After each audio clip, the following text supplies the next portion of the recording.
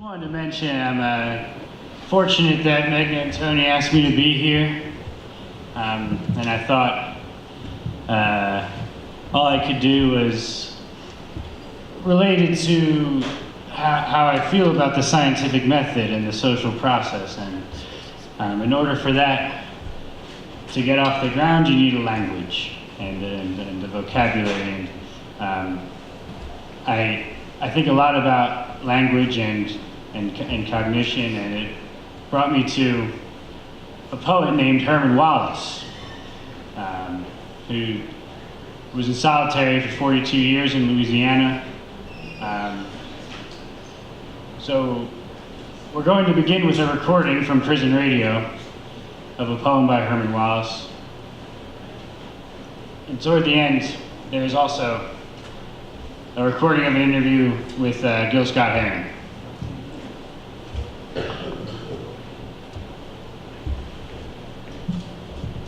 Death is the realm of freedom.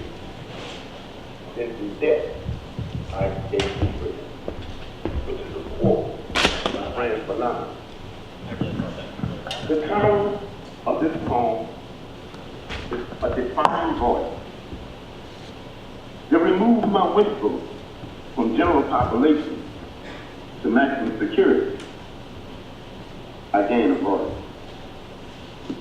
To remove my voice from maximum security to administrative segregation, my voice gave hope. To remove my voice from administrative segregation to solitary confinement, my voice became vibration for unity. To remove my voice from solitary confinement to the supermax of Camp J. And now they wish to destroy me. The louder my voice, the deeper they bury me. I said, the louder my voice, the deeper they bury me. We all feel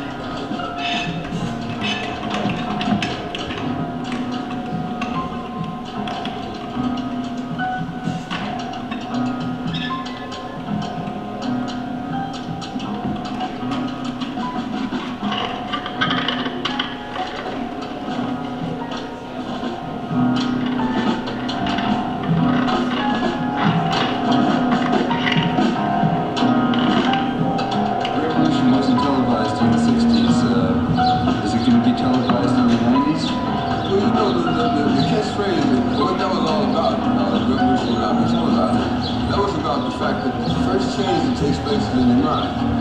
You have to change your mind before you change the way you live and the way you move. So when we said that the revolution would not be televised, we were saying that, like, that the thing that's going to change people is something that no one will ever be able to capture on film. It'll just be something that you see, and all of a sudden you realize, I'm on the wrong page, or I'm on the right page, but I'm on the wrong note. And I've got to get in sync with everyone else to understand what's happening in this country. But I think that the black Americans have been the only real die-hard Americans here, because we're the only ones who carried the process through the process.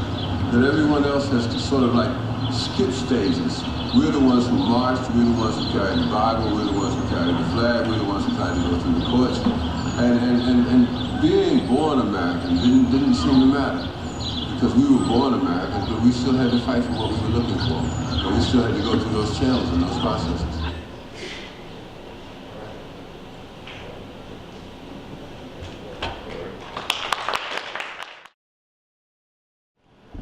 How you doing, beloved? Okay. First off, I want to thank my good comrade, Tony Monteiro. That's my brother. From way, way, way, way back, okay? And I also want to say this to you all. You may already know this, I don't know, because I can't get a job in Philadelphia, and my name is Dr. Regina Jennings. I got books, I got credentials, I got everything you're supposed to have to be able to work in a university in the city where I was born, where my grandmother lived, who raised me. But I can't get a job here. Isn't that something? I have to go out of my own region to take care of myself, to teach. Now, what has that to do with you? What has that to do with Dr. Monteiro? This right here, this is outstanding. Do you hear me, people? I have learned so much today, all right? From all the various speakers, it's just been glorious. And you know why I feel the glory of this? Because I am a product of Huey P. Newton. No question about that. I am a product of the Black Panther Party for self-defense. You see, that's very key to understand. Because when the Black Panther Party for self-defense was in full bloom, we knew what Harriet Tubman knew. It was either liberty or death. All right. And as many of you know, many of us are not here, but I'm here. Yvonne is here. And the brother that I want to introduce you to tonight, Apprentice Bunchy Carter. See, he's not with us. He's not with us. And he was one of the most beautiful brothers I had ever seen in my life. But before I go into Bunchy, I just want to share this with you about my first, well, what really wasn't my first encounter with the police, but it was one that I witnessed right here in Philly. I was a little girl, because I was still jumping double dutch, so you know I was a little girl. This is called The Wrong Man. They came with clubs, smashed my friend's face, splattering blood, dragged him in an alley of urine and cigarette stubs. Frank hollered, but no sound came out. His arms flapped like strips of paper. They beat Frank, clobbered him with clubs, stomped him with brogans until one jumped up and oinked. Wait, boys, wait. The one I saw was bigger. Wait, boys, wait. We beat the wrong. I'm sure you know that word. Now, I saw the police in their full, treacherous glory. Oh, this is a gift for Dr. Tony Monteiro. And I'm showing it to everybody because you have to understand, that those of us who were members of the original Black Panther Party for self-defense, we have to come up with ways, okay, to just survive, to take care of our families. And this calendar is put out by a brother named Billy X Jennings, not my husband, we were owned by the same plantation owner, of course. But in any event, this is a Black Panther calendar, and this is my gift to Tony Montero. And you know, one of the reasons I like to give gifts, well, first of all, Tony's a friend, an old friend. Also, it's a new year, and also because I'm a Black nationalist socialist. That's what we were in the Black Panther Party. You love your people. In fact, normally I have a whole stack of stuff that I just give out to audience about war, and you know, it's a cartoon on war, so you can share it with children so that they can understand the climate and country in which we are all, you know, growing up in. So, but I want to get back to this brother, Apprentice Bunchy Carter. Now I'm writing a book right now. It's called Poetry of the Black Panther, from Morphogenetic Fields, Ancestral Memory to Hip Hop. Okay, and this that I'm going to share with you about Bunchy, I did a whole chapter on the brother. He deserves that and more. Everybody can hear me, right? All right. And this is chapter 8, and it's called Blow It Again, Bunchy, the Slick Logos of a Los Angeles Legend.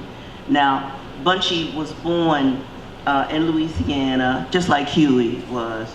And he was born 1942, and he was assassinated by this group, us, okay? He was assassinated on the campus, UCLA, 1968, dig this, there was no Black Studies. Black Studies didn't exist. You're not going to read this in most books. Who started Black Studies? The Black Panthers did. First, at Merritt College in Oakland, California, Huey and Bobby, just two people. You don't need the multitudes. If you think about any revolution, we talking about Fidel. Did he have the multitudes when he first started? You don't need a whole bunch of people, but you need committed people. Two brothers, Huey P. Newton and Bobby G. Seale, at Merritt College, decided they were tired of just learning about white people and from a white perspective. That was one thing. And of course, more importantly, they were very sick and tired of how the pigs were killing Black men, and it was all right. It was okay. You think it's normalized now? It was normalized then too. So both Huey and Bobby realized that they had to come up with another method, another way to show the police that they were not going to continue to kill Black men, women, and children. That was two brothers talking it out. In any event, you know about the Black Panther Party and their programs and all this sort of thing. Well, there was one Black Panther member, Apprentice Bunchy Carter, who was amazing because he was a gang leader before he even joined the Panthers, you see. And he wasn't just any gang leader. He was a gang leader, are you ready for this? Of 5,000 brothers that stretched all across East Los Angeles. This was Apprentice Bunchy Carter before the Panthers. Now, one of the most amazing things that he did, he taught those gang members how to read. He taught them how to read and how to write. So understand what these gang members were getting from him, the Slausons, that is. Not only did they have a head of their gang, but they also had a teacher in Apprentice Bunchy Carter. Okay?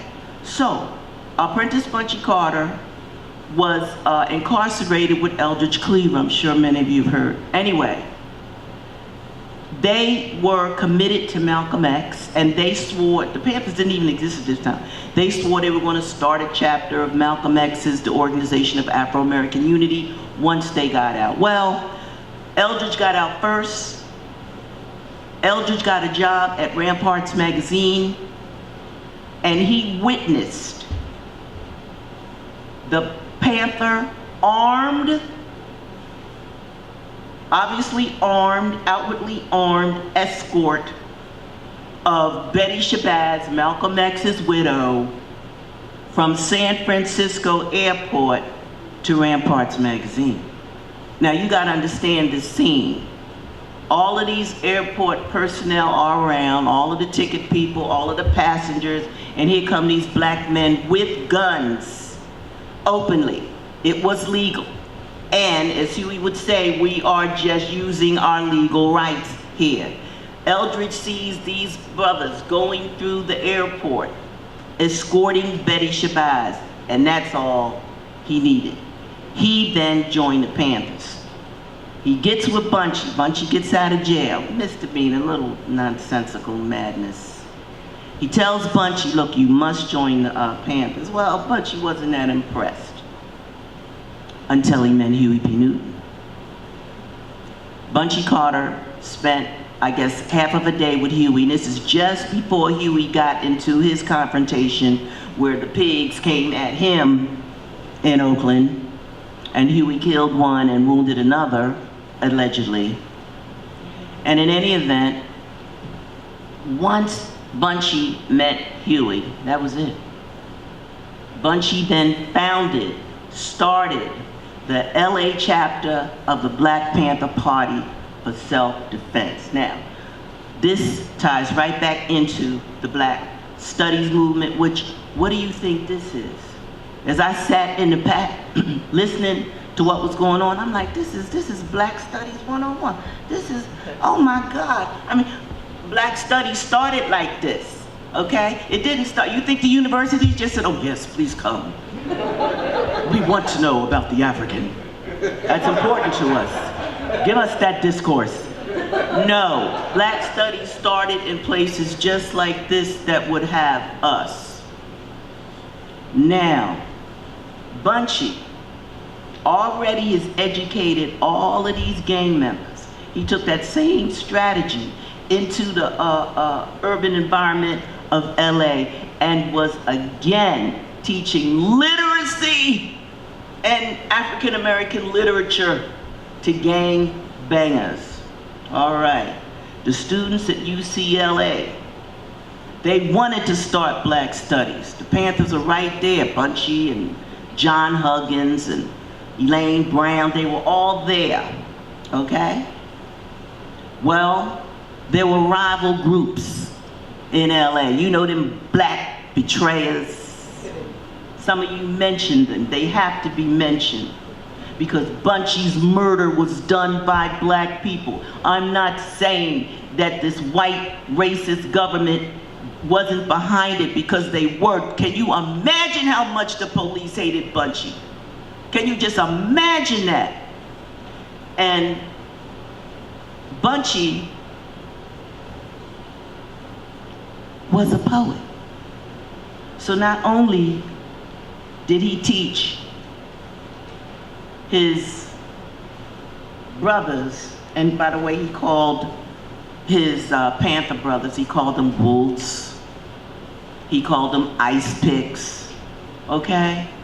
That's the warrior mentality, all right? War is ugly. War is not pretty. Don't play around with war. Understand what war means. So that's what he called his comrades, because he wanted them to have that fierceness that is necessary if in fact you want to make a world which is more humanistic than the one in which we were handed at that time and at this time. How many more Trayvon Martins do there have to be? But I digress. Now, I want to read to you Elaine Brown in her book, A Taste of Power. she wrote about Bunchy, and she wrote about Bunchy and poetry. I'm going to read one poem that Bunchy wrote that I absolutely adore, all of us Panthers. He was our poet in residence, this Bunchy was. But one of the things about Bunchy,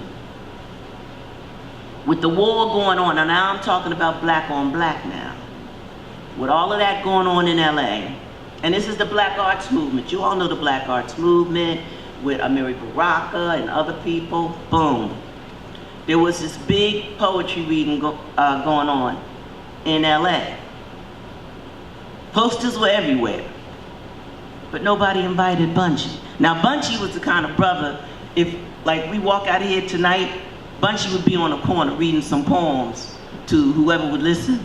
You know, the brothers going by, sisters, you know, doing what they do at night, yada yada. He'd be reading poems to them. So everybody knew Bunchy was a bad poet. Everybody knew this. So there's this big poetry reading going down. And this is how Elaine Brown put it. Let me see. Do I have it?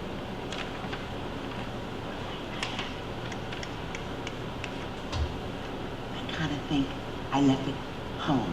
Now, but I will explain what Elaine Brown wrote. She wrote that the door burst open, and it was like the sun was waning, and about 20 brothers, the fiercest looking brothers that she had ever seen, walked into the room. All of them had guns, openly. Some had their hats cocked over one eye, okay? Others had their hat cocked to the side. All of these 20 wolves took up all the wall space. And then in walks our apprentice, Bunchy Carter. She said he had on a leather jacket, shoulders broadened from workouts at Soledad Prison. So he walks in with his little book, My Bunchy. I loved him. Revolutionary love, y'all. Don't go. Here we go. Now, but he was, I must tell you. Yes, Lord. Now, Bunchy walks in and says, well, nobody invited us, but we figured we'd come anyway. And I got a few poems I do want to share with y'all. And so all the brothers said, yeah, Bunchy, blow it, Bunchy, because that's what they used to say back then. When you do a poem, you blow a poem. You see how the voice is like an instrument. Now, this is one of the poems that Bunchy blew. And I think it's very key, especially on a day like today.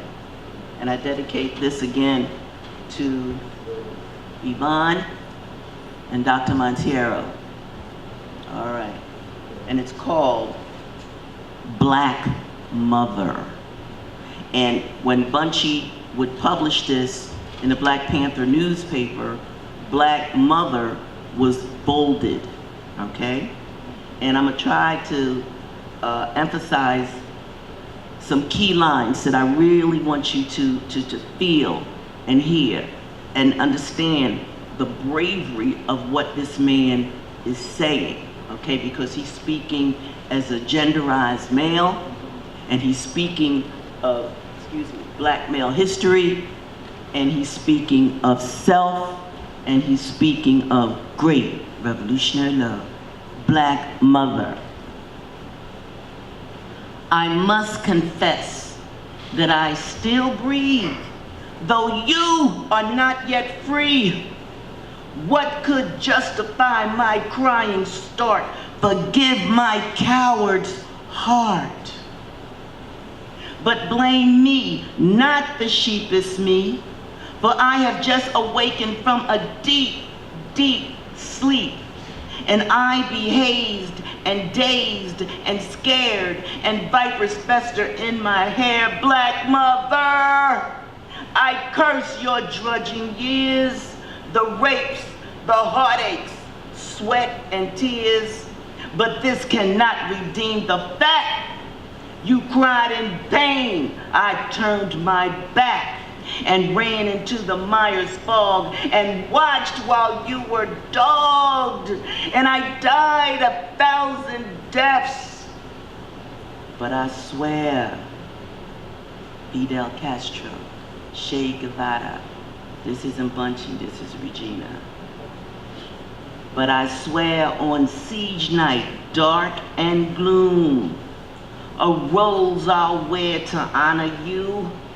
And when I fall, the rose in hand, you'll be free, and I a man.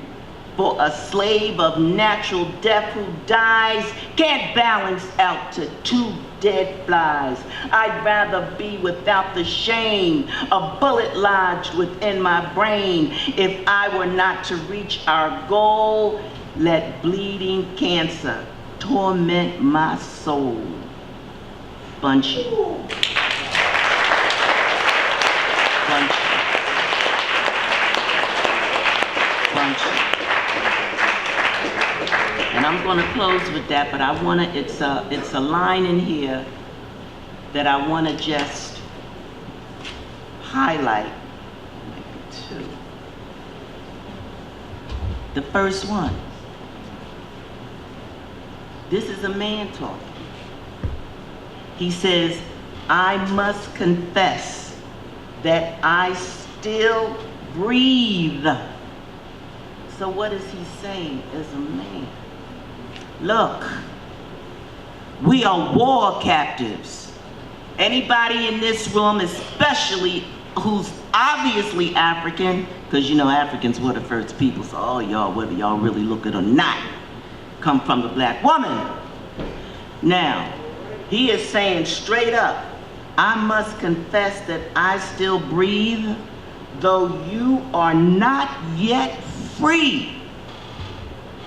He's confessing. We've been at war. The black man lost the war. What could justify my crying start? What a lot of little boys right now are confused, and little girls too. I know I was. Then he says, forgive my coward's heart. So you know, you really have to just ask yourself, men and women, how are you going to live? Are you going to live a natural life and die a natural death that doesn't equal to the death of 2 dead flies? That is one of the most brilliant set of lines I've ever read. So I thank Professor Anthony Monteiro for giving me this opportunity to share my work with you. I thank him also for allowing me to see Philadelphia, which I don't often get a chance to see, because my own city, some black betrayers refused to hire me in the city of my birth, so I have to get on a plane or get on a train so that I can take care of myself, probably just because I decided as a teenager I was not going to stand by and watch black people be mercilessly killed by the pigs who control this power structure, okay? Or they are fronts for the elites who control this power structure. And because I did that, and because Yvonne did that, and because any others who stand up do that, we have to figure out all kinds of ways to take care of ourselves. And I'm about to shut down, but I want to remind you of this. Yeah, dig. Brothers and sisters have been in jail. I'm glad Herman Wallace was brought up. For over 40 years. What's that about? How many more years does Mumia have to do? And let's not even talk about Sundiata Acoli, okay? Or other brothers, you may not even know their names. Why do you think they're in jail? They're in jail because they loved you so much they were willing to give their life for you. That's what it meant to be a member of the Black Panther Party for self-defense. That's what we learned in our orientation. You will either die, go to jail, or maybe, just maybe, you'll live. Well, I lived. And I've lived to see my brother spend way too much time in jail. So, don't be talking about, I hear people, well, you know, it's like I'm in jail now. No, you're not. You're goddamn free. And you should do everything you can to remember and preserve the legacy, take care of their families, of these brothers, and some sisters have just, they went on and died. You know how sensitive women are. And that's not a sexist statement. I'm being real. But I just want you to remember those who gave everything for you. Bunchy died at 26. Assassinated at 26 by some depraved black men who, by the way, were ushered into South America real quick while Panthers were thrown in jail. Our apprentice Bunchy Carter, remember that name when you go into your meditative state. Send him some love, revolutionary love. Tell the good brother to send you all the courage that you need and pick up where he left off. Thank you.